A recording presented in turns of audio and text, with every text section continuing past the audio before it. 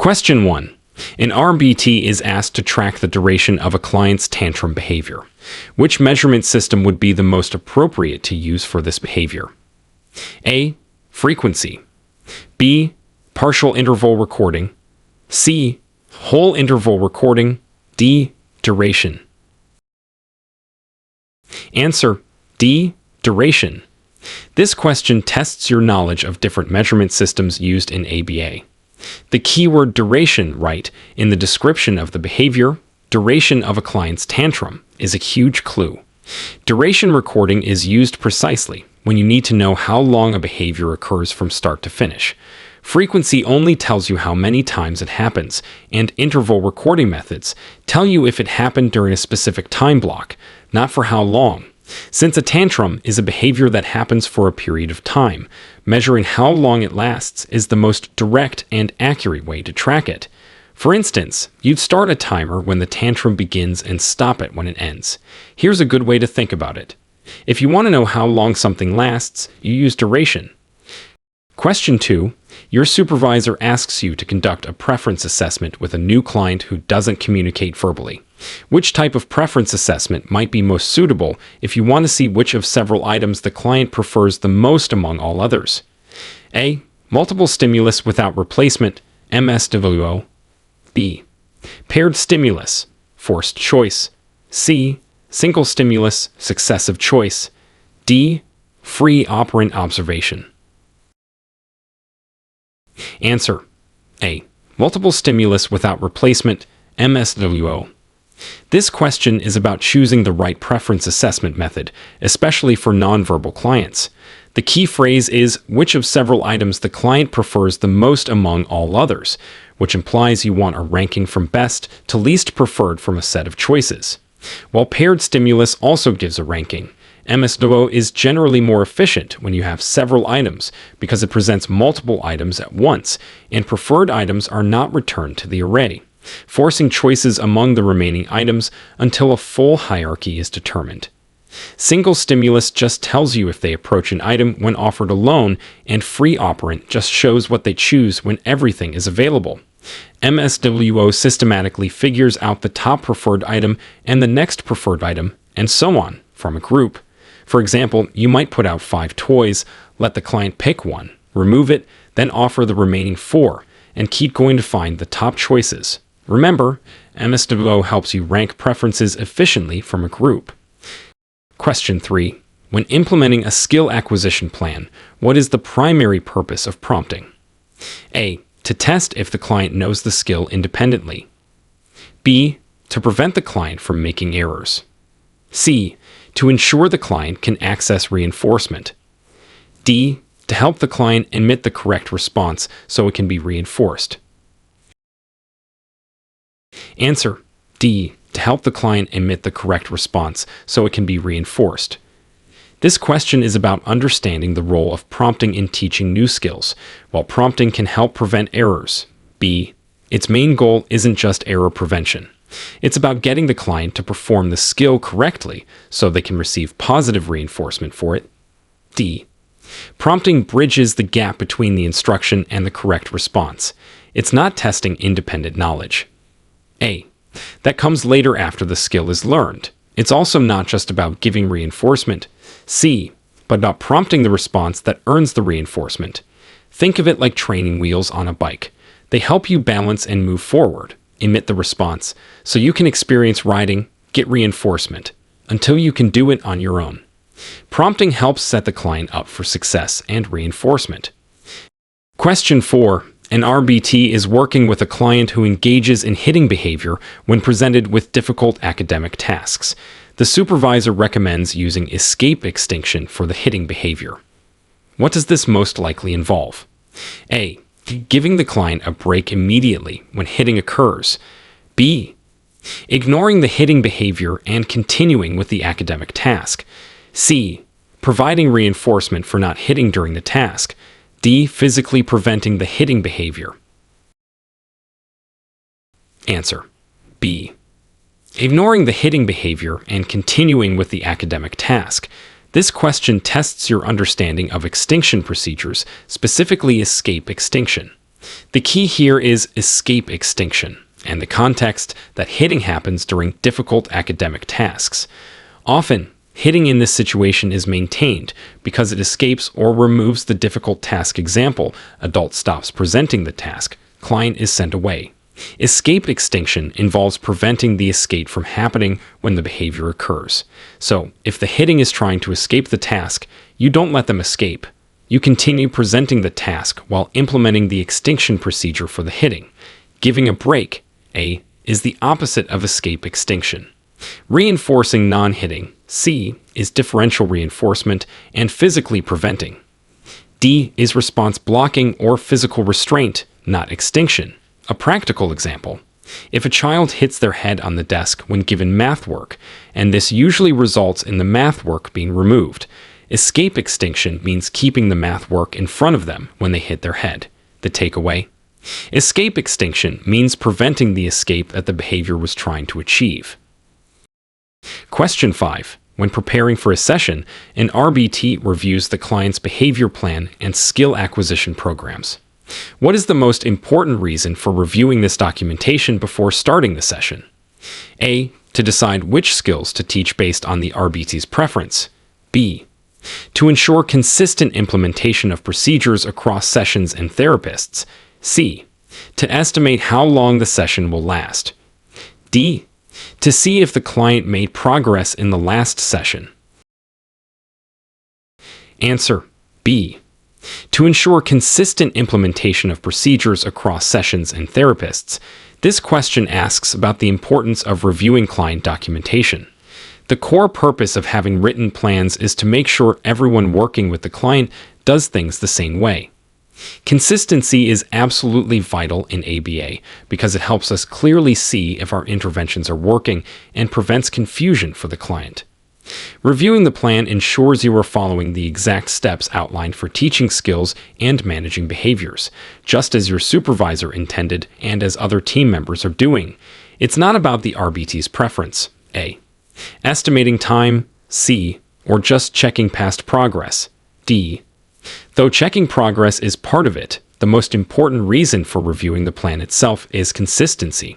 Think of it like following a recipe. Everyone uses the same steps to get the same result.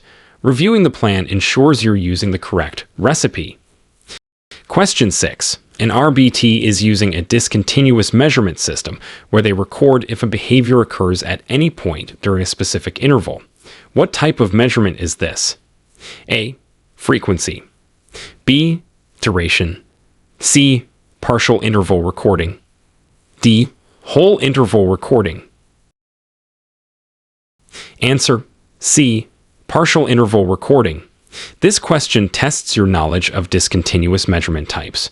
The key phrase here is recording if the behavior happens at any point within the interval, even just for a second.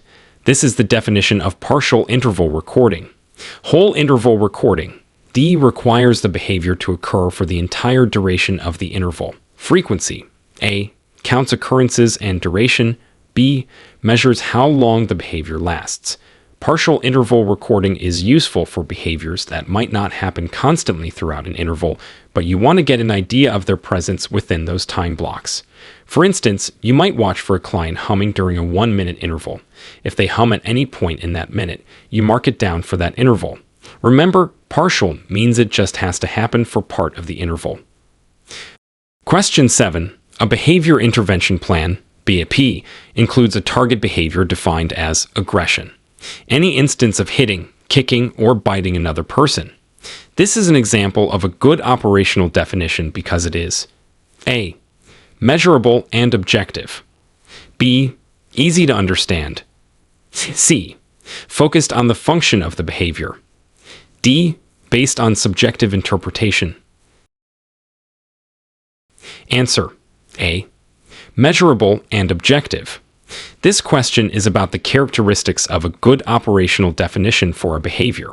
An operational definition needs to be written so clearly that two different people observing the client would agree on whether the behavior happened or not.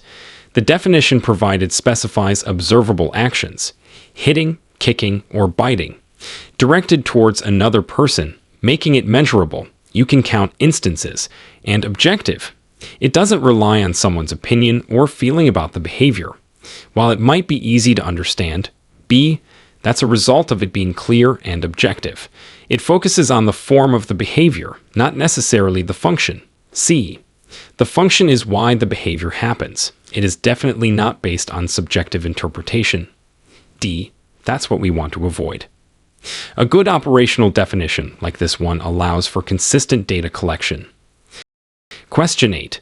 Your supervisor asks you to take data on a client's hand flapping, which is defined as rapid up and down movement of hands at the wrist. The supervisor wants to know how many times this behavior occurs during a 10-minute observation period. Which measurement system should you use? A. Duration. B. Frequency. Event recording. C. Interval recording. D. Latency. Answer B. Frequency. Event recording. This question asks you to choose the correct measurement system based on the behavior and what the supervisor wants to know. The critical clue is how many times this behavior occurs. When you need to count the number of times a discrete behavior happens, you use frequency recording, also called event recording. Duration. A. Measures how long it lasts. Interval recording. C.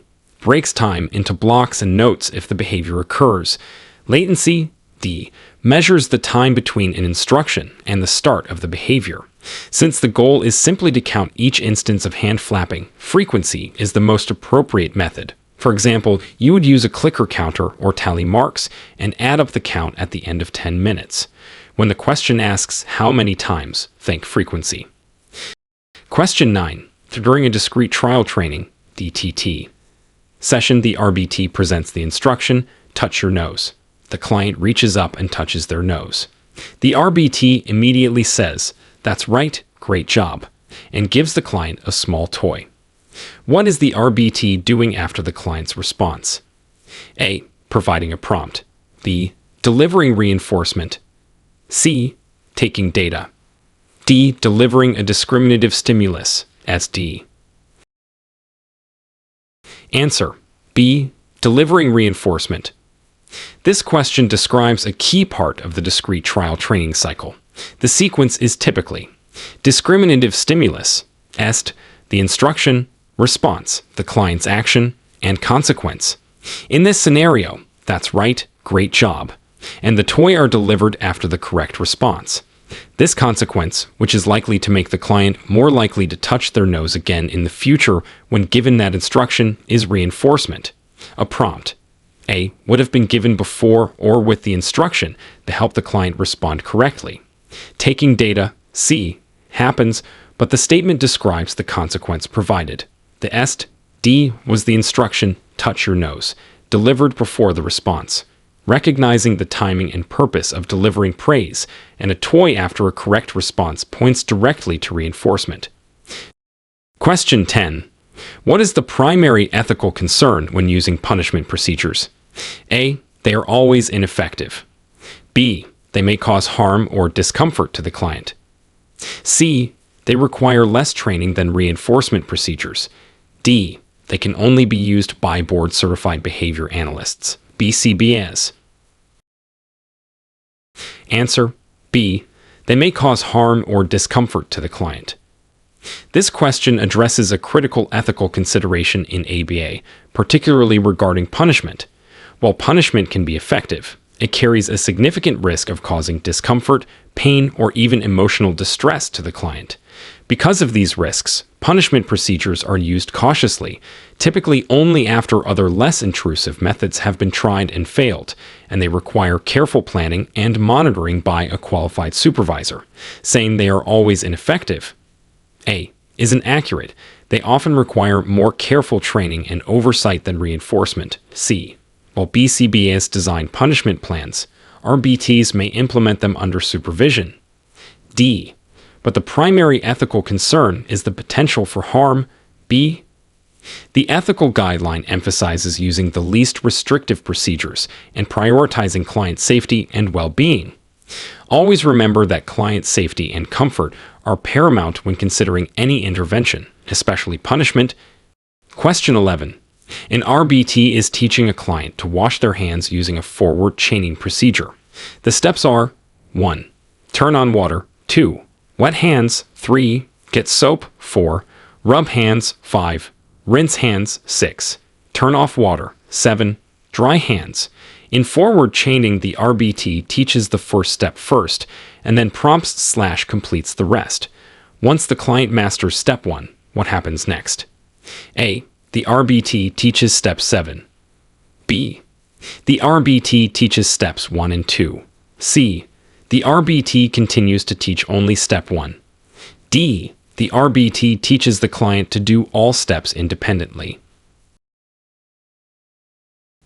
Answer: B. The RBT teaches steps 1 and 2. This question is about implementing a forward chaining procedure to teach a multi-step skill. In forward chaining, you teach the steps in their natural order, forward. You start by teaching the first step. Once the client can do that first step independently, you then have them do the first step and you teach them the second step. You continue adding the next step in the sequence only after the previous steps in the chain are mastered. So, after mastering step 1, the RBT would work on having the client do step 1 independently, and then teach them step 2, while still prompting/completing steps 3 to 7. Teaching step 7, A, would be backward chaining, continuing only step 1, C, or trying all steps independently. D aren't how forward chaining works. Think of it as adding steps one by one from the beginning of the list. Question 12. An RBT is working with a client and notices they are starting to get agitated, a precursor behavior that often leads to aggression. What is the best immediate action the RBT should take based on a typical behavior intervention plan structure? A. Ignore the agitation and wait for the aggression. B. Implement the consequence for aggression immediately. C. Implement antecedent strategies or de-escalation techniques as outlined in the plan. D. Physically restrain the client to prevent aggression. Answer: C. Implement antecedent strategies or de-escalation techniques as outlined in the plan. This question tests your understanding of proactive versus reactive strategies in behavior intervention. Recognizing precursor behavior, agitation, is a critical skill. A good behavior intervention plan, BIP, often includes strategies to use before the problem behavior occurs, antecedent strategies to prevent it or reduce its intensity, especially when precursors are observed. Ignoring precursors, A, is risky and reactive. Implementing consequences for aggression, B, is for the target behavior after it happens. Physical restraint, D, is a last resort safety procedure, not typically the first step upon noticing agitation, and usually requires specific training and authorization. The best approach is to refer to the BIP and implement the proactive or de-escalation strategies designed for that specific client and behavior, which are antecedent interventions. Catching and intervening during precursors can often prevent the full-blown problem behavior from occurring. Question 13. Which of the following scenarios best illustrates a discriminative stimulus, SD? A. A client saying ball and then receiving a ball. B. A stop sign indicating that pressing the brake pedal will stop the car. C. A child crying and then being picked up by a parent. D. A dog salivating at the sound of a bell after being conditioned. Answer: B. A stop sign indicating that pressing the brake pedal will stop the car. This question asks you to identify an example of a discriminative stimulus, SD. An ST is a stimulus in the presence of which a particular behavior is more likely to be reinforced. It signals the availability of reinforcement for a specific response. In option B, the stop sign, SD, signals that pressing the brake, the response, will be reinforced by stopping safely, avoiding accident/ticket. In option A, the client saying ball is a response, and receiving the ball is reinforcement, but the est would be something like seeing the ball or being asked, "What do you want?" In option C, the crying response leads to being picked up, reinforcement, but the est might be feeling lonely or seeing the parent. Option D describes classical conditioning, where the bell becomes a conditioned stimulus evoking a reflexive response, salivation, not an operant response that leads to reinforcement. The stop sign is a classic example of an EST controlling a specific behavior, braking, because that behavior has been reinforced in its presence in the past, and EST basically tells you if you do X now, you'll get Y. Question 14. When graphing behavioral data, what does the y-axis, the vertical line, typically represent? A. The session number or date. B. The measure of behavior example frequency, duration. C. The type of intervention being used. D. The specific target behavior. Answer. B. The measure of behavior example frequency, duration. This question is about the components of a standard line graph used in ABA to display behavioral data. The y-axis, the line that goes up and down vertically, always represents the value or amount of the behavior being measured. This could be the count, frequency, the length of time, duration, the percentage of intervals, or any other quantifiable measure of the behavior.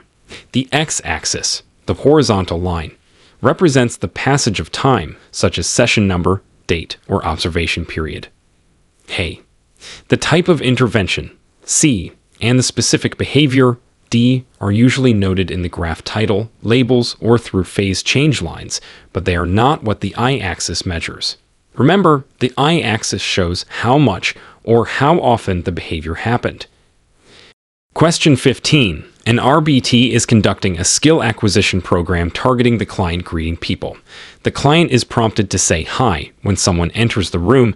Over several sessions, the RBT gradually reduces the intensity of the prompt from a full verbal model, say hi, to just pointing to their own mouth, then just looking expectantly at the client. What is this process called? A. Fading. B. Shaping. C. Chaining. D. Discrimination training.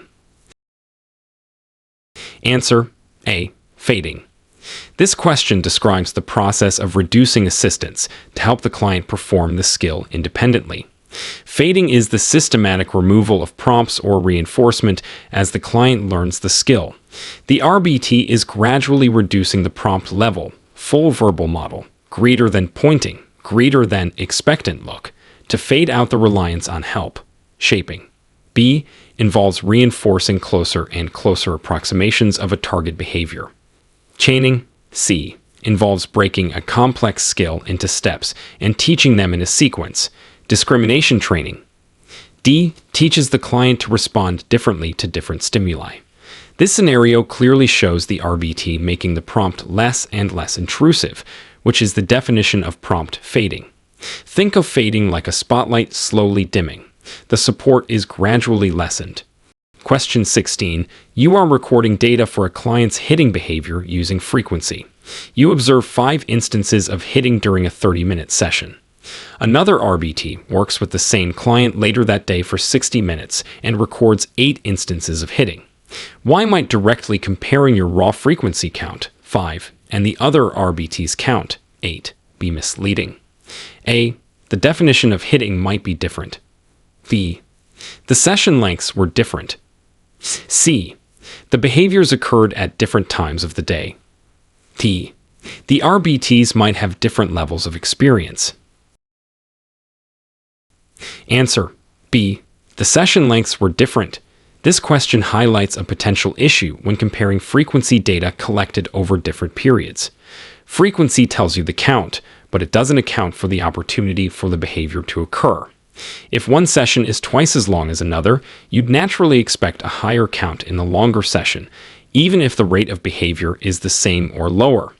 To compare data fairly when session lengths vary, you need to convert frequency into a rate example behaviors per hour or per minute. While different definitions, A, or RBT experience, D, could also cause discrepancies, the difference in session length, B, is the most direct and obvious reason why a raw frequency count comparison is misleading in this specific scenario. The time of day, C, could influence behavior, but it doesn't inherently make the measurement comparison misleading like different session lengths do. Always consider the time when comparing frequency data. Convert to a rate if observation periods differ. Question 17. An RBT is teaching a client to identify colors.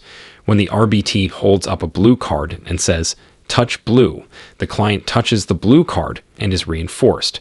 When the RBT holds up a red card and says, "Touch blue," the client is not reinforced for touching the red card. What concept is the RBT implementing? A. Generalization. B. Discrimination training. C. Shaping. D. Extinction. Answer: B. Discrimination training. This question describes a classic example of discrimination training. Discrimination training involves reinforcing a behavior in the presence of one stimulus. The discriminative stimulus, or ST, which is the blue card when asked for blue, and not reinforcing or punishing the same behavior in the presence of another stimulus, the S delta or SD, which is the red card when asked for blue. The goal is to teach the client to respond differently to different stimuli. Generalization. A is responding the same way to similar stimuli. Shaping. C is reinforcing approximations of a behavior. Extinction. D is withholding reinforcement for a previously reinforced behavior. Here, the RBT is teaching the client to discriminate between blue and red when given the instruction, "Touch blue." You're teaching them to pick the right one out of different options. Question 18. When implementing a planned ignoring procedure for attention-seeking behavior, the RBT should ignore A. The client and the behavior.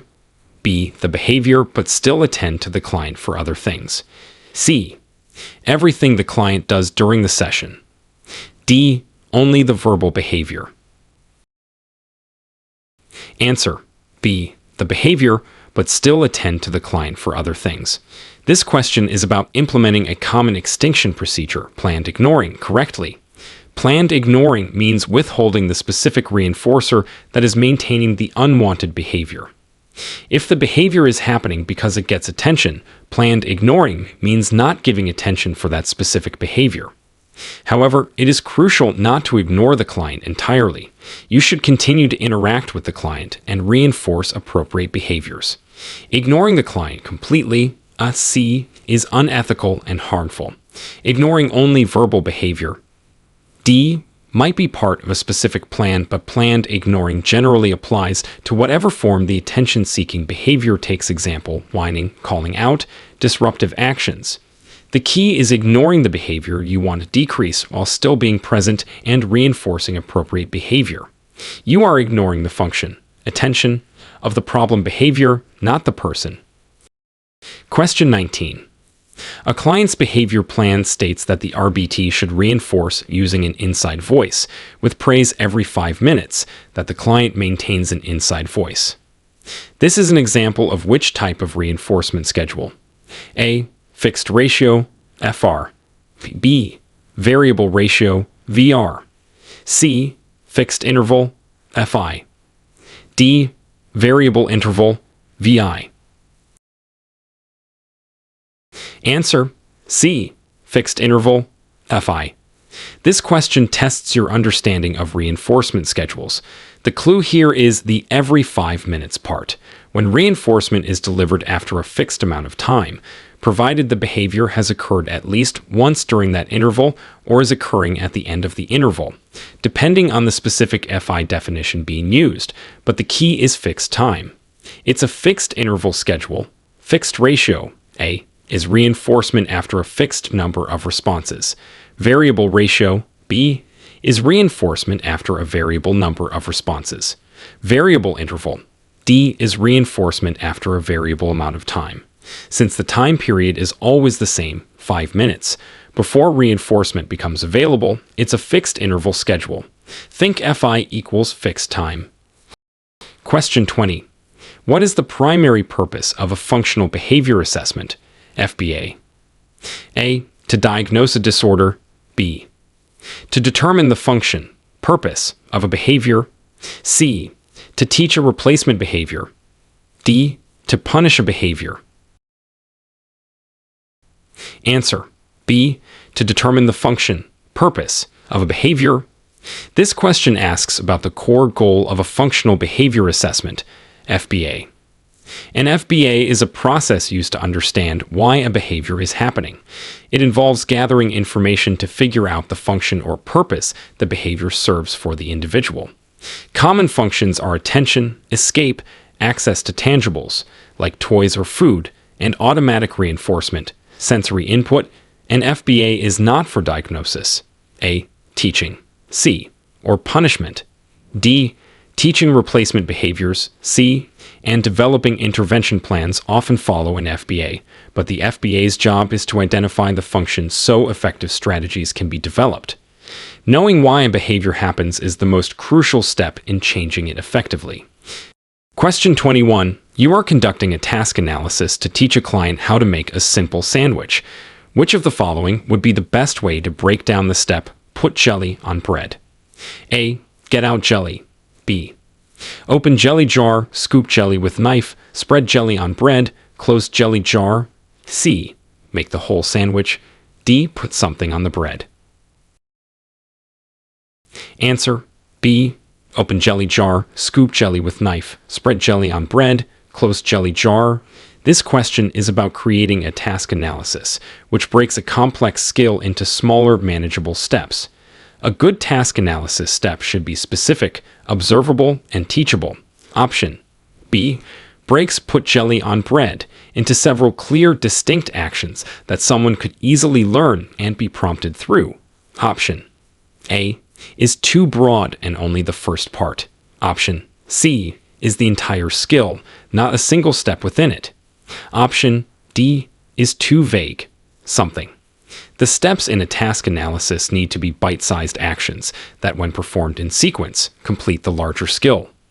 Breaking down putting jelly on bread into its component parts makes it much easier to teach and measure progress. Question 22. Which of the following is an example of establishing operation EO? A. Having just eaten a large meal, making food less reinforcing. B. Being very thirsty, making drinking water more reinforcing. C.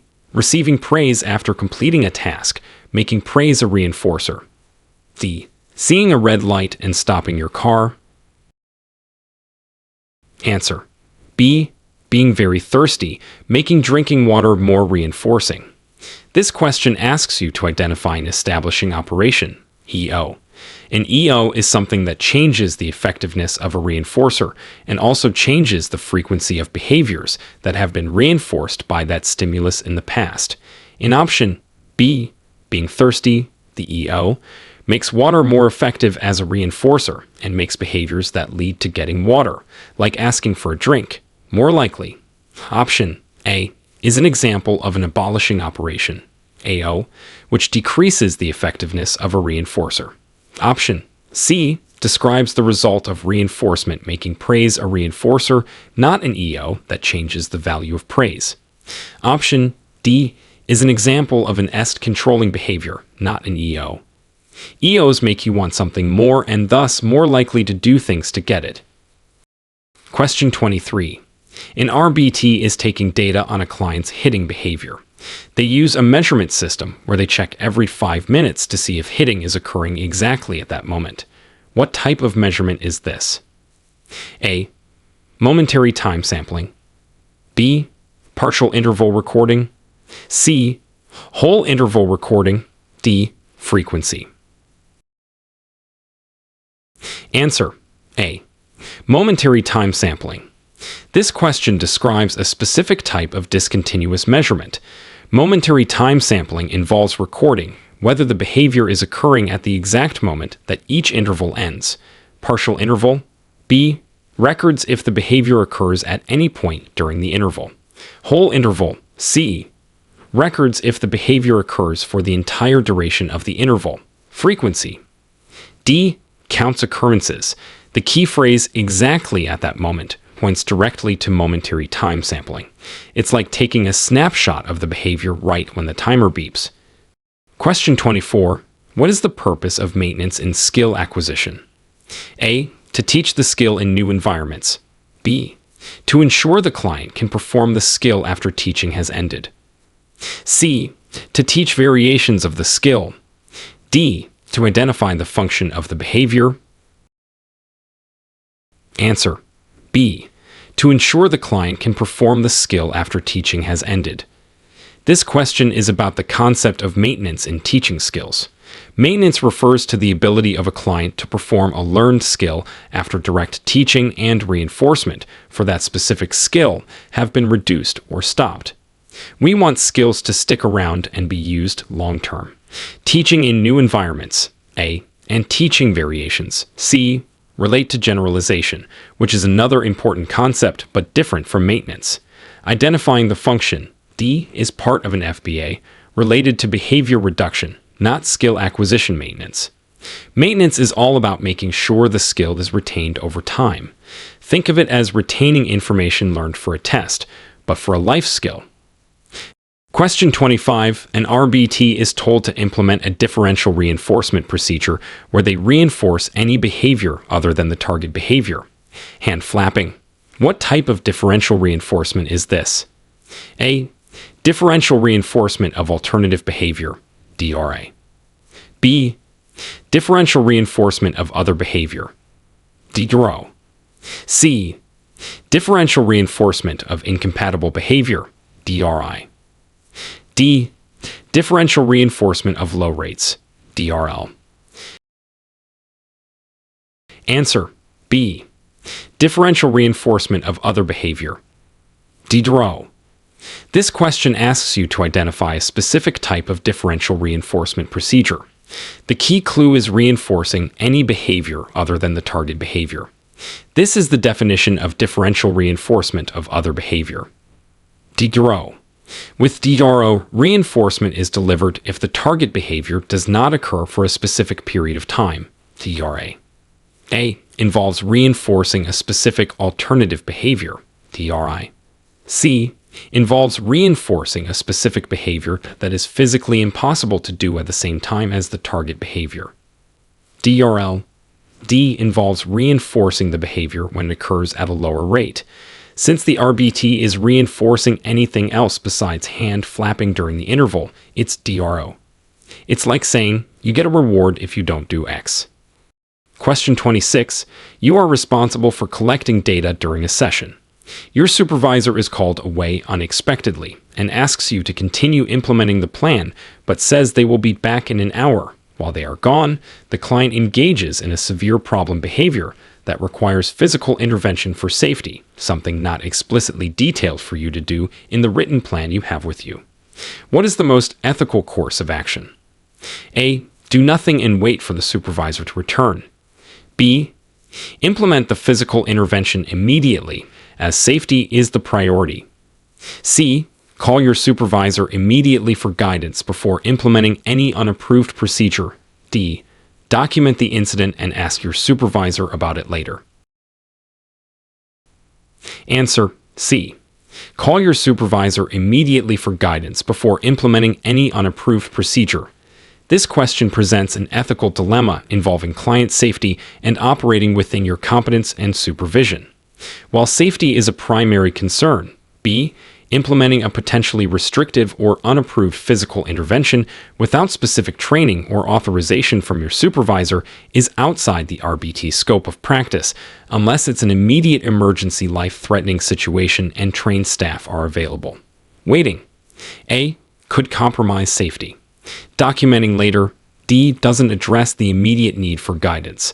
The most ethical and responsible action for an RBT in a non-imminent life-threatening emergency, but potentially dangerous situation involving procedures they are not authorized for, is to seek immediate guidance from their qualified supervisor. C. Your job is to implement the plan under supervision, and deviations or unpredicted severe behaviors require that supervision. Question 27. Which of the following situations requires you to immediately report to your supervisor? A. The client mastered a skill acquisition target faster than expected. B. A parent asks you for advice on how to potty train their child. C. The client's preferred edible reinforcer is finished and you need more. D. The client engaged in a new, potentially dangerous behavior you have never seen before. Answer D. The client engaged in a new, potentially dangerous behavior you have never seen before. This question tests your understanding of when and what you must report to your supervisor. RBTs must report anything that deviates from the plan, involves new or concerning behaviors, or raises safety/ethical questions. A client mastering a skill quickly, A, is positive data to report, but usually not an immediate emergency. Running out of reinforcers, C, is a logistical issue to report to your supervisor when you have the opportunity, but not an immediate emergency requiring urgent contact unless it's preventing all progress. Providing parent training or giving advice, B, is outside the RBT's scope of practice and requires referral to the supervisor, but seeing a new potentially dangerous behavior. D requires immediate reporting because it impacts client safety and potentially requires a change to the behavior intervention plan. When safety is involved or something significant and new happens, contact your supervisor right away. Question 28. An RBT is using a token economy system. The client earns tokens for completing tasks and can exchange a certain number of tokens later for a desired item or activity. What is the desired item or activity that the tokens are exchanged for called? A. A primary reinforcer. B. A conditioned reinforcer. C. A backup reinforcer. D. An establishing operation. Answer C. A backup reinforcer. This question is about the components of a token economy. In a token economy, tokens are conditioned reinforcers. They gain value because they are paired with other reinforcers, and they are exchanged for something valuable. The items or activities that the tokens are traded for are called backup reinforcers. They are the actual things the client really wants that give the tokens their value. Primary reinforcers, A, are naturally reinforcing, like food or water. Conditioned reinforcers, B, are learned reinforcers, like the tokens themselves or praise. Establishing operations, D, change the value of reinforcers. The items or activities you cache in tokens for are the backup reinforcers. They back up the value of the tokens. Question 29. When graphing data using a line graph, what does a phase change line indicate? A. A break in data collection. B. A change in the intervention or condition. C. The start of a new session.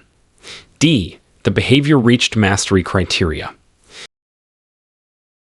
Answer B. A change in the intervention or condition. This question asks about a specific feature of behavior graphs. A vertical line drawn on a line graph, a phase change line, indicates that something significant changed in the environment or the plan, usually the start or end of an intervention or a change in the procedure. This helps visually show the effect of the change on the behavior data that follows. A break in data collection, A, might be shown by a gap in the line. The start of a new session, C, is represented by the next point on the x-axis. Reaching mastery, D, might be noted, but a phase change line specifically marks a change in conditions. Think of a phase change line as saying, okay, something different started happening here. Question 30. Which of the following scenarios best describes the concept of generalization? A. A child learns to say water when they see a cup, and then says water when they see a bottle. B. A child learns to say apple when shown a picture of an apple. C. A child learns to request different snacks. D. A child earns a token for completing a task. Answer. A. A child learns to say water when they see a cup, and then says water when they see a bottle. This question is about stimulus generalization. Generalization occurs when a behavior that has been reinforced in the presence of one stimulus also occurs in the presence of similar stimuli.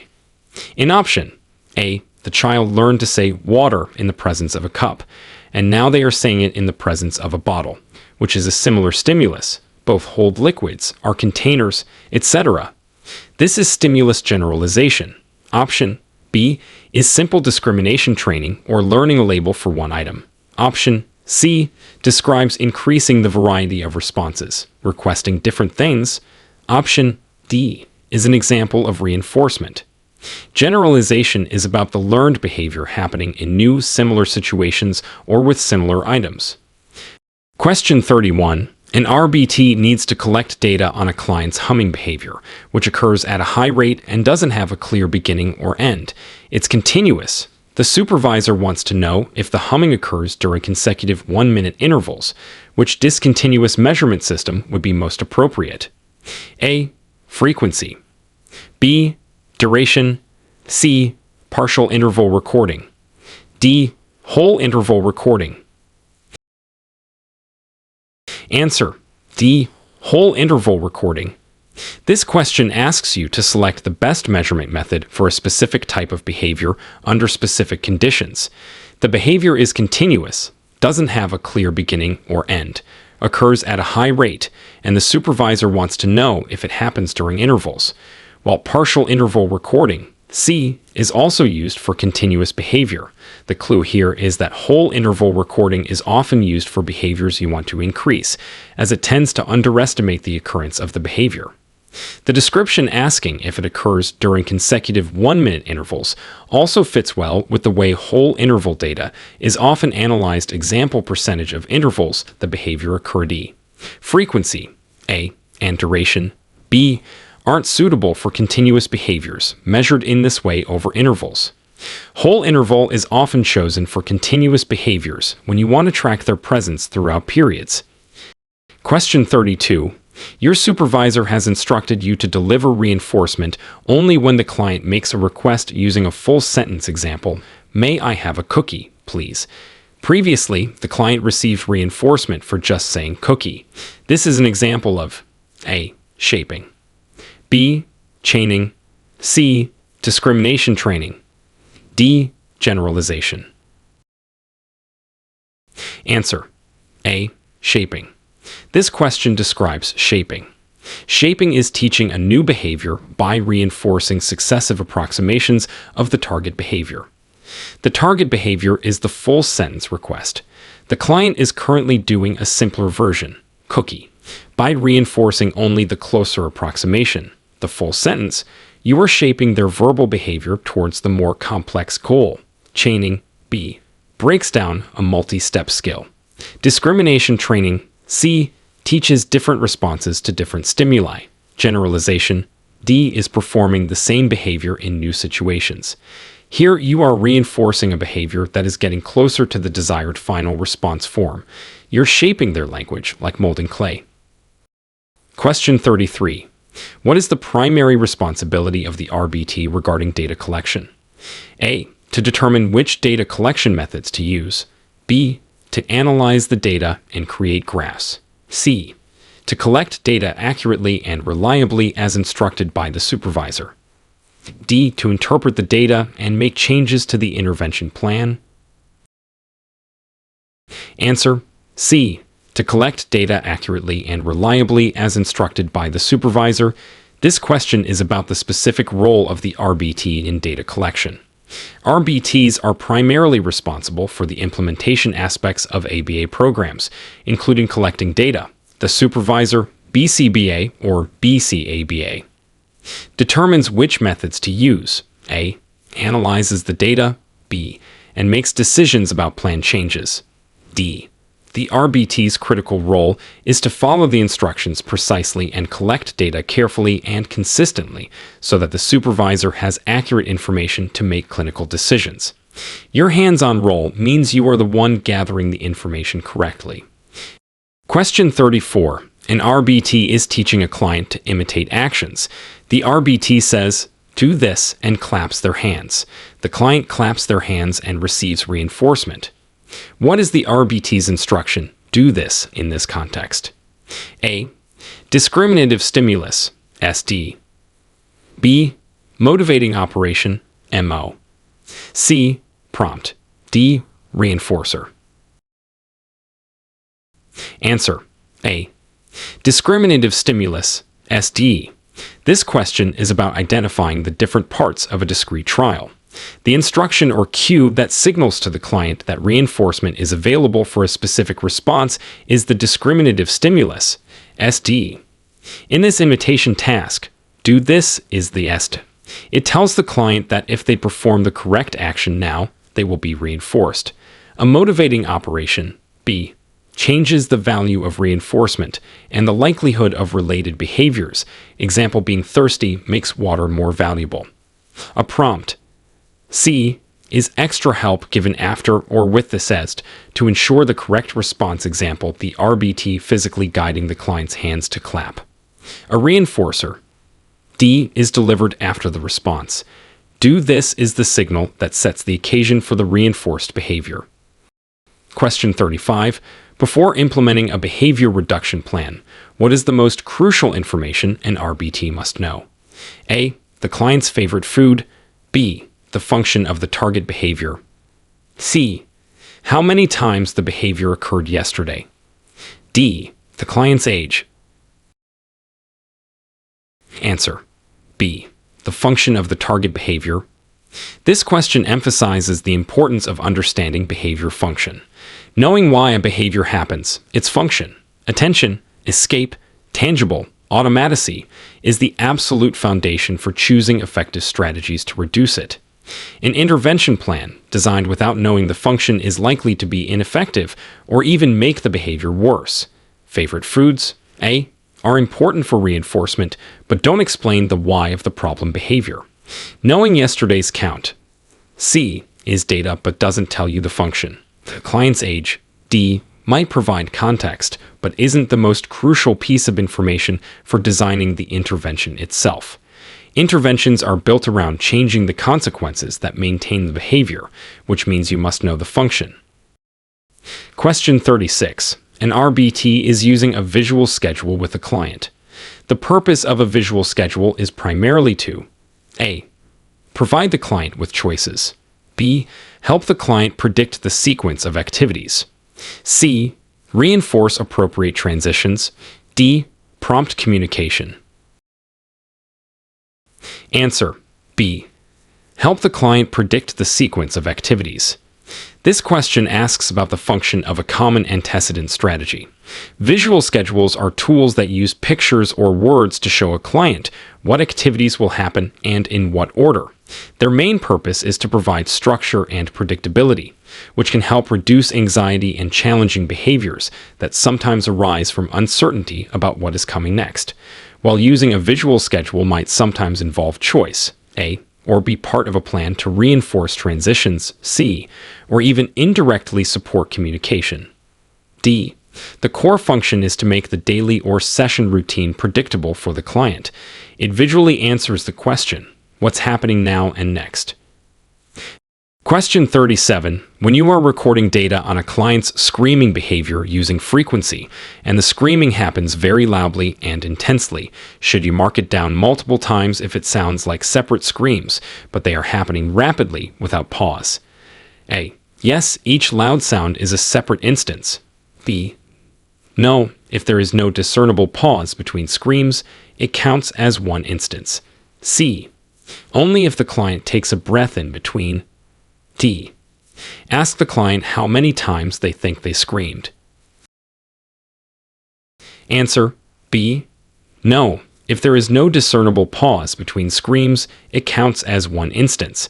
This question tests your understanding of how to count discrete behaviors, especially when they occur rapidly. For frequency recording, you count each discrete instance of the behavior. A discrete instance has a clear beginning and end. If a behavior occurs rapidly and continuously without a clear pause between occurrences, it is typically counted as one instance of the behavior happening over a certain duration, or you might switch to duration or interval recording if the behavior is more continuous than discrete. Counting every loud sound, A, would inflate the frequency. Taking a breath, C, isn't the standard marker. Asking the client, D, is subjective and not how objective data is collected. A good operational definition would specify what constitutes a discrete instance, but generally, lack of a clear pause means it's one prolonged or rapidly repeating instance counted as one unless otherwise defined. Focus on clear beginnings and endings for frequency counts. Question 38. If a client's behavior plan involves delivering reinforcement on a variable ratio, VR, 10 schedule for completing math problems. What does this mean? A. The client is reinforced after exactly every 10 problems completed. B. The client is reinforced after an average of 10 problems completed. C. The client is reinforced for every 10 minutes they work on problems. D. The client is reinforced for working on problems without hitting for 10 minutes. Answer: B. The client is reinforced after an average of 10 problems completed. This question tests your understanding of reinforcement schedules, specifically VR schedules. The V in VR stands for variable, meaning the number of responses required for reinforcement changes. The R stands for ratio, meaning it's based on the number of responses. The number 10 in VR10 indicates the average number of responses required across reinforcements. So, the client might be reinforced after 8 problems, then 12, then 9, then 11, averaging out to 10. Option A describes a fixed ratio, FR, 10 schedule. Option C describes a fixed interval, phi, schedule. Option D is closer to differential reinforcement based on time or lack of behavior. VR schedules are known for producing high, steady rates of response because the client doesn't know exactly when the next reinforcement is coming. Question 39. An RBT notices that a client's challenging behavior seems to happen most often right before a difficult task is presented. This suggests the function of the behavior might be A. Attention. B. Escape. C. Tangible. D. Automatic. Answer: B. Escape. This question relates an observation about the timing of a behavior to its likely function. If a behavior happens right before a demand or difficult task is presented, it's very common for the function to be escape. The individual is engaging in the behavior to get out of or avoid the unpleasant task.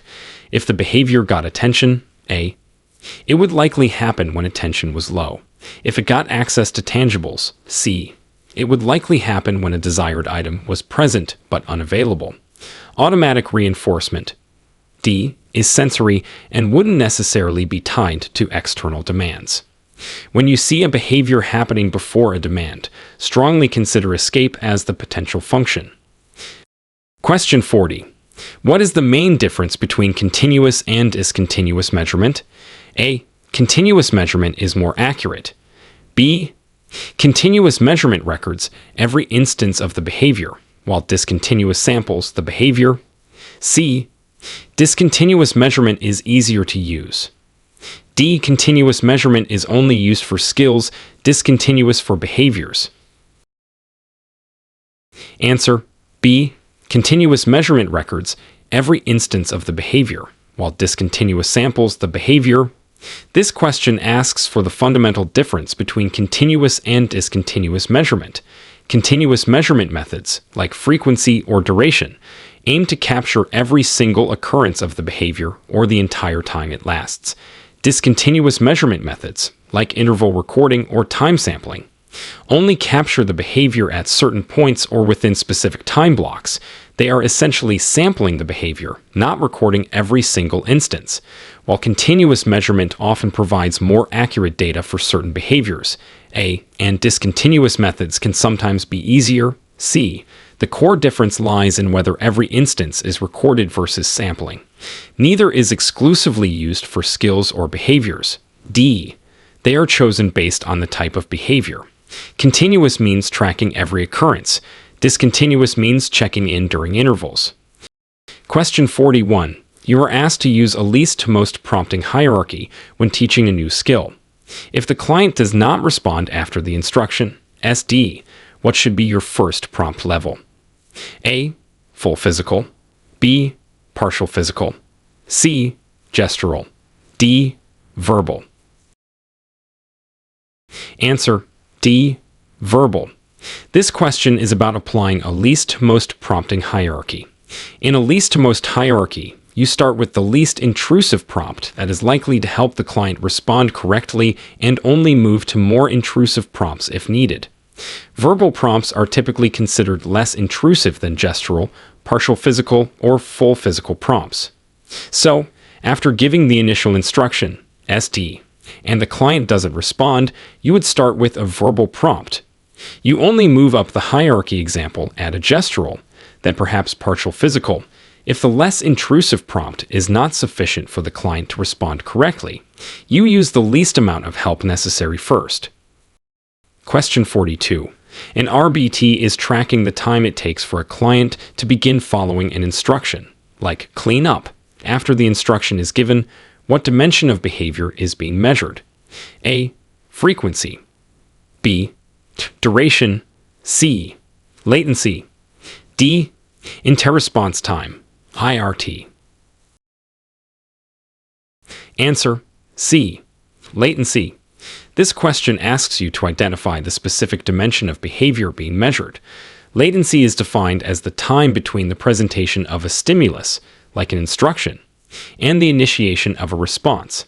The key phrase is time it takes to begin following an instruction after the instruction is given. This perfectly matches the definition of latency. Frequency. A. Its count. Duration. B. Is how long the behavior lasts. Interresponse time. D. Is the time between two consecutive instances of the same behavior. Measuring the time until a response starts after a cue is always latency. Question 43. During a session, a client asks for a preferred toy appropriately. Can I have the car? The RBT gives the client the toy. The client then quickly asks for another toy. Can I have the train? The RBT also gives the client the train. The client continues rapidly asking for many toys and receiving them. What schedule of reinforcement is the RBT most likely inadvertently using for asking for toys? A. Fixed ratio 1, FR1. B. Fixed interval 1, Phi1. C. Variable ratio, VR. D. Variable interval, VI. Answer: A. Fixed ratio 1, FR1. This question tests your understanding of reinforcement schedules based on the scenario. The client is reinforced, receives the toy. For each appropriate request, can I have the... When reinforcement is delivered after every single instance of a behavior, it is a fixed ratio 1. FR1, schedule, 1 response. The request leads to 1 reinforcement, the toy. There's no varying number of responses, VR, and it's not based on the passage of time, Phi/VI.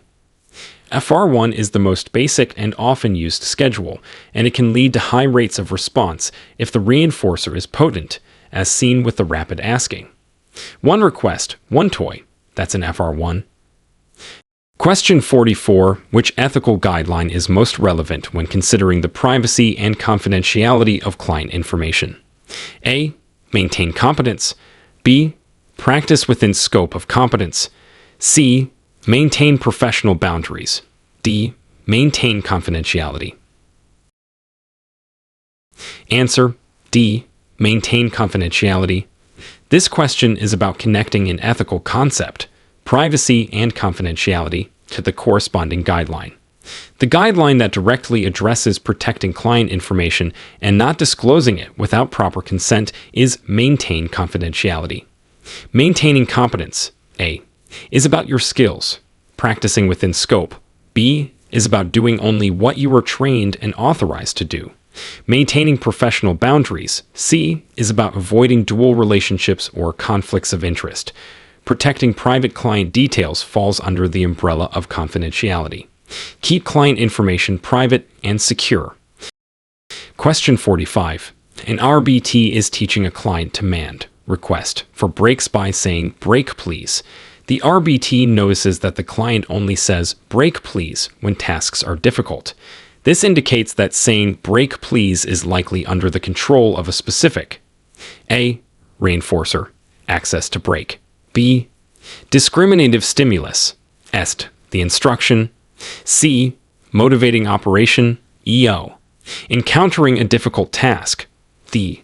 Consequence, getting a break. Answer: C. Motivating operation, EO, encountering a difficult task.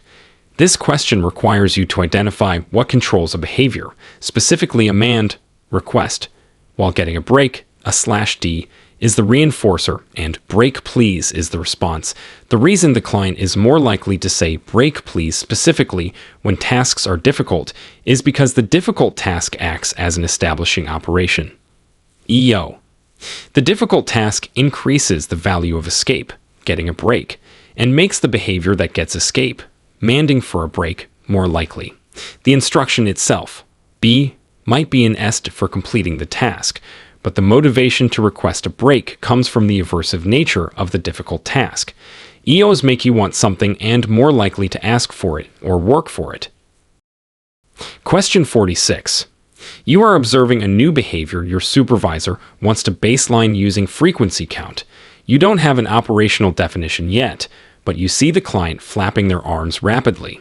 Another RBT tells you they count this as 1 instance of flapping per minute.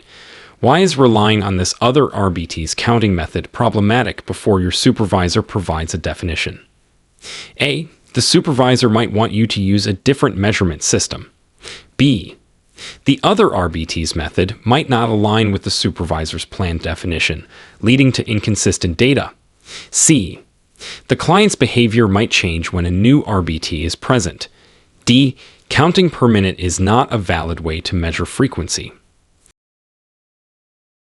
Answer: B. The other RBT's method might not align with the supervisor's planned definition, leading to inconsistent data. This question emphasizes the importance of standardized procedures and operational definitions in data collection. Relying on another RBT's interpretation or counting method before getting the official operational definition from your supervisor is problematic because the supervisor's definition, when they provide it, might be different. What constitutes 1 instance of flapping could be defined differently, example per episode, per minute, only if both arms move. Using a potentially incorrect or inconsistent method from the start means your baseline data won't be reliable or comparable to data collected later under the correct definition, undermining the whole process. While the supervisor might want a different method, A. The core issue is inconsistency, client behavior change. C. Is possible but doesn't explain the data collection problem. Counting per minute. D. Is a way to represent frequency as a rate, so that statement is incorrect. Always wait for and use the official operational definition provided by your supervisor.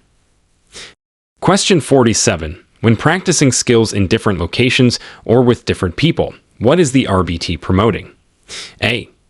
Maintenance. B. Discrimination. C. Generalization. D. Shaping. Answer: C. Generalization.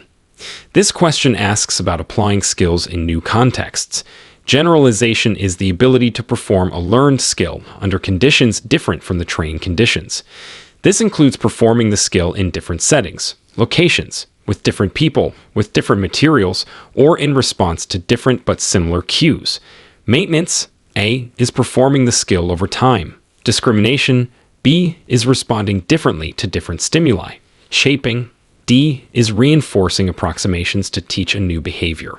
When you work on having the client use a skill, like greetings, at home, at the store, with their parent, and with their sibling, you are specifically targeting generalization. You want the skills to be useful everywhere. Question 48. What is a key difference between negative reinforcement and punishment? A.